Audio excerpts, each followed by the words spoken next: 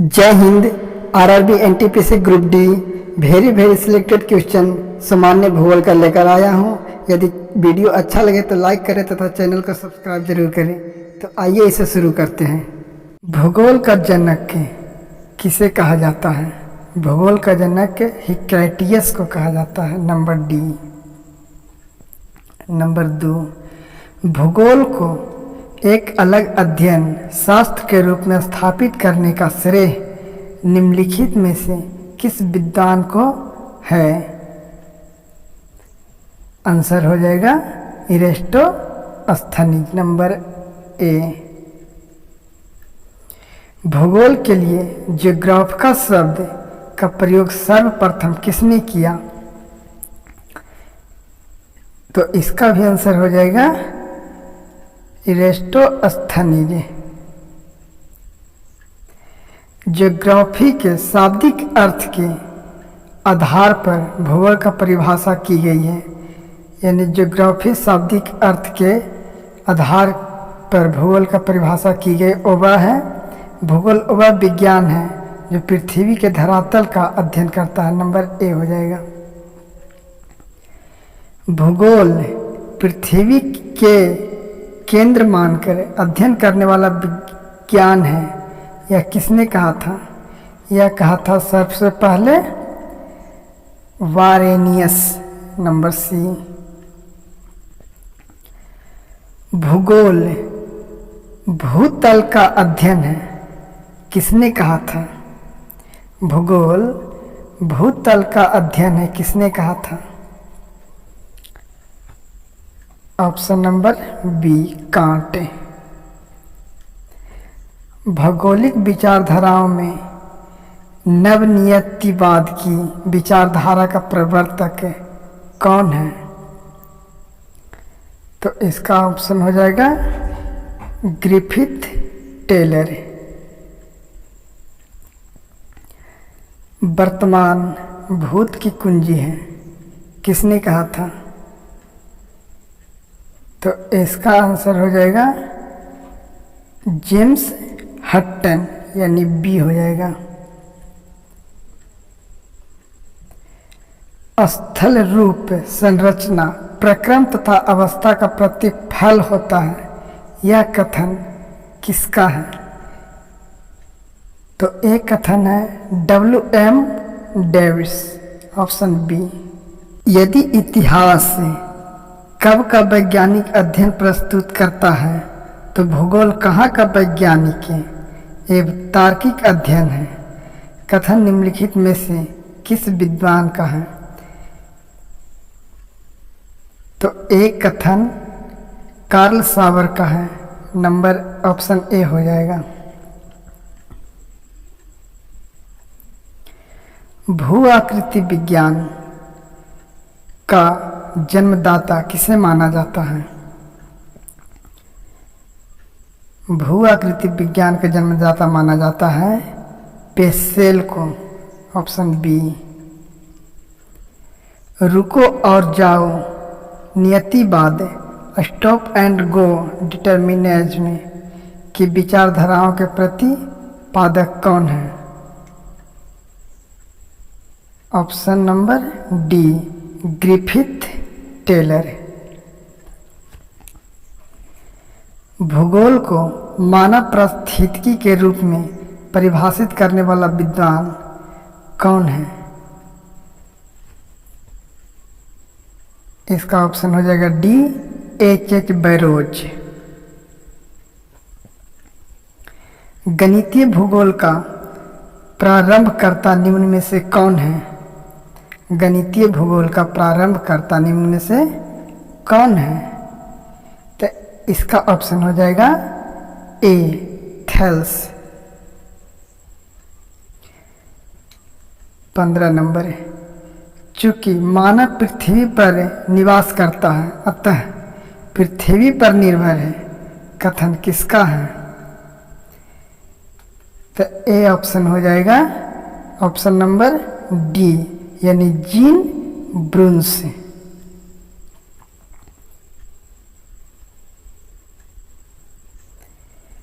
क्षेत्रीय भूगोल का पिता निम्न में से किस भूगोल वेत्ता को कहा जाता है? ऑप्शन नंबर ए हो जाएगा कार्ल रिटर। मानव भूगोल का संस्थापक निम्न में से किसको कहा जाता है? तो इसका आंसर भी वही हो जाएगा, कार्ल रिटर को ही कहा जाता है मानव भूगोल का संस्थापक। Option number C. सौर प्रणाली की खोज किसने की थी? सौर प्रणाली का खोज किया था कोपरनिकस। ऑप्शन नंबर सी।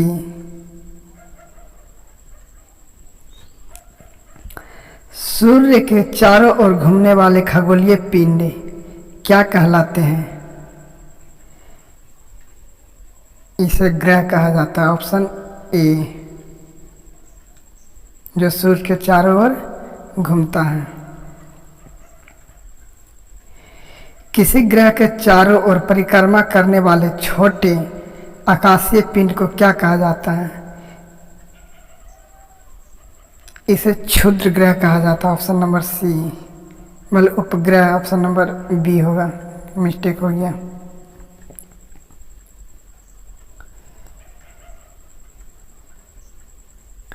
ग्रहों की गति का नियम किसने प्रतिपादित किया था? तो ए किया था केपलर ने। Option B. सौर मंडल में कितने ग्रह हैं? सौर मंडल में कुल कितने ग्रह हैं ये सभी को पता है। Option A 8। बुध, शुक्र, पृथ्वी, मंगल, बृहस्पति, शनि और अरुण, वरुण। सूर्य से बढ़ती दूरी के अनुसार ग्रहों का निम्न में से कौन सा क्रम सही है? तो क्रम के अनुसार हो जाएगा बुध, शुक्र, पृथ्वी और मंगल। ऑप्शन नंबर ए सही होगा। पृथ्वी से बढ़ती दूरी के अनुसार ग्रहों का निम्न में से कौन सा क्रम सही है? पृथ्वी से पूछ रहा है, तो पृथ्वी से हो जाएगा, पृथ्वी से हो जाएगा मंगल, शुक्र, मंगल, बुध और बृहस्पति, यानी ऑप्शन बी। आकार के अनुसार सौरमंडल के ग्रहों का अवरोही क्रम यानी कि घटते क्रम कौन सा होगा? घटते क्रम। तो ऑप्शन नंबर ए हो जाएगा बृहस्पति, शनि, अरुण, वरुण, पृथ्वी, शुक्र, मंगल एवं बुध। ऑप्शन ए सही होगा। निम्नलिखित में से कौन सौरमंडल का भाग नहीं है? सौरमंडल का भाग नहीं है, तो यह निहारिका है जो सौरमंडल का भाग नहीं है। अन्य तीनों है जो क्षुद्र, धूमकेतु और ग्रह, ये सभी है, लेकिन निहारिका नहीं है। सूर्य के चारों ओर चक्कर लगाते ग्रह का वेग, यानी सूर्य के चारों ओर चक्कर लगाते ग्रहों का वेग है। ऑप्शन बी हो जाएगा, अधिकतम होता है जब सूर्य के समीप होता है। Option B.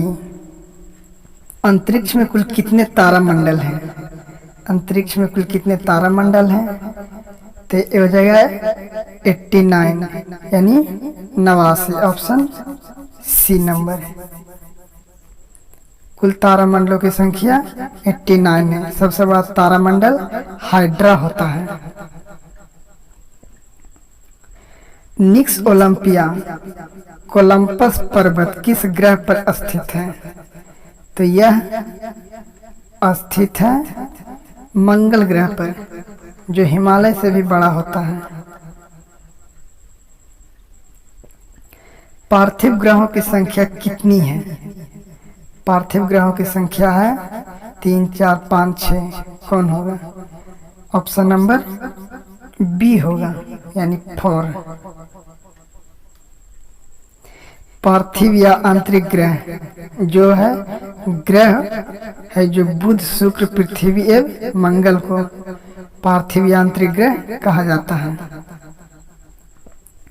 निम्नलिखित में से कौन सा पार्थिव ग्रह नहीं है? पार्थिव ग्रह नहीं है तो बुध शुक्र मंगल होता है तो शनि नहीं होगा, ऑप्शन डी। वाहक ग्रह या पृथ्वी के सदृश ग्रहों की संख्या कितनी है? तो इसका भी वही 4 होगा, ऑप्शन नंबर सी। बृहस्पति सदृश ग्रहों में सम्मिलित नहीं है तो ए हो जाएगा मंगल, यानी ऑप्शन नंबर डी।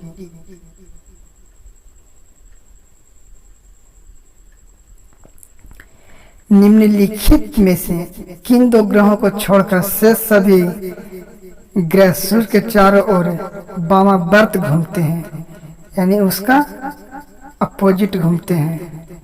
तो वो हो जाएगा शुक्र और अरुण, ऑप्शन डी। सौर मंडल का जन्मदाता किसे कहा जाता है? सौर मंडल का जन्मदाता किसे कहा जाता है? तो वो है हमारे सूर्य, ऑप्शन नंबर ए। सूर्य अथवा सूरज के सौरमंडल केंद्र में स्थित एक तारा जिसके चारों तरफ पृथ्वी और सौरमंडल के अन्य अवयव घूमते रहते हैं। ब्रह्मांड में विस्फोटी तारा कहलाती है, यानी क्या कहलाती है? तो अभिनव तारा कहलाती है, ऑप्शन नंबर डी हो जाएगा। वैज्ञानिक जिन्होंने सर्वप्रथम खोज की कि पृथ्वी सूर्य के चारों ओर घूमते हैं, यह कौन पता लगाया था सबसे पहले? तो कोपरनिकस है, ऑप्शन नंबर सी।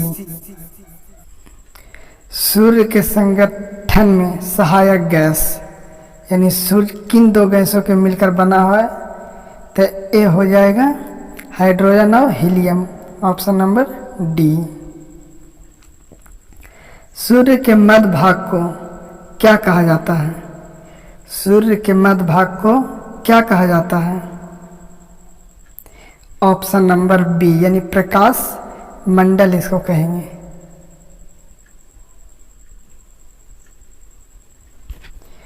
सूर्य के ऊपर के भाग को क्या कहा जाता है? सूर्य के ऊपर के भाग को कहा जाता है वर्णमंडल, यानी ऑप्शन सी। सूर्य सदैव पूर्व में निकलता है क्योंकि? ऑप्शन ए हो जाएगा पृथ्वी पश्चिम से पूर्व की ओर घूमता है, इस कारण।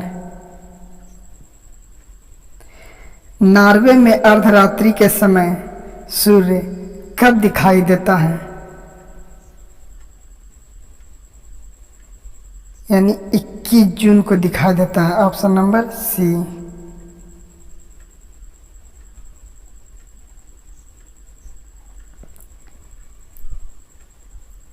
एक ग्रह की अपने कक्ष में सूर्य की अधिकतम दूरी को क्या कहा जाता है? तो इसे अपसौर कहा जाता है, ऑप्शन नंबर बी। एक ग्रह की अपने कक्ष में सूर्य से न्यूनतम दूरी को क्या कहा जाता है? तो इसे उपसौर कहा जाता है, ऑप्शन नंबर ए।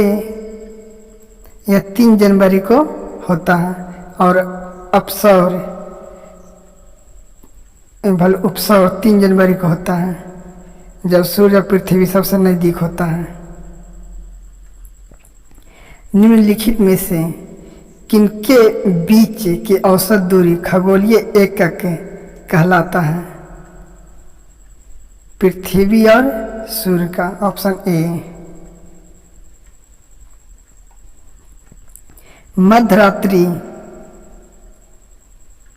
मध्यरात्रि सूर्य का क्या अर्थ है? तो इसका अर्थ है ऑप्शन नंबर डी होगा सूर्य का ध्रुवीय वृत्त में देर तक चमकना, ऑप्शन डी। मध्य रात्रि का सूर्य किन क्षेत्र में दिखाई देता है। मध्यरात्रि का सूरज है जो अंटार्कटिका क्षेत्र यानी सी, ऑप्शन नंबर सी। सूर्य में काला धब्बा क्या है? ऑप्शन सी हो जाएगा धब्बे। वे स्थान है जो प्रकाश उत्सर्जित करने में असमर्थ है, इसलिए वह काला काला धब्बा दिखाई देता है। सूर्य के रासायनिक मिश्रण में हाइड्रोजन का प्रतिशत कितना होता है? तो सबसे ज़्यादा हाइड्रोजन ही होता है, यानी 74% होता है। ऑप्शन नंबर ए हो जाएगा। निम्नलिखित में कौन सा एक तारा है? तारा है चंद्रमा, शुक्र, पृथ्वी, सब तो अति ग्रह और उपग्रह है, लेकिन सूर्य एक तारा है। ऑप्शन नंबर डी हो जाएगा।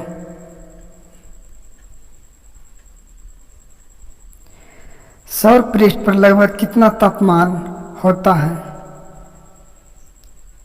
यह लगभग 6000 सेल्सियस होता है, यानी ऑप्शन सी। लोहे जैसे धातु भी लगभग 14 सेंटीग्रेड पर पिघल जाती है, जबकि सूर्य का तापमान लगभग 6000 सेंटीग्रेड है। सूर्य की सतह पर हाइड्रोजन के अलावा दूसरा कौन सा बहुतायत से पाया जाता है, यानी दूसरा गैस कौन सा है? तो वह हो जाएगा हाइड्रोजन रहता है, तो दूसरा हो जाएगा हीलियम। ऑप्शन नंबर ए।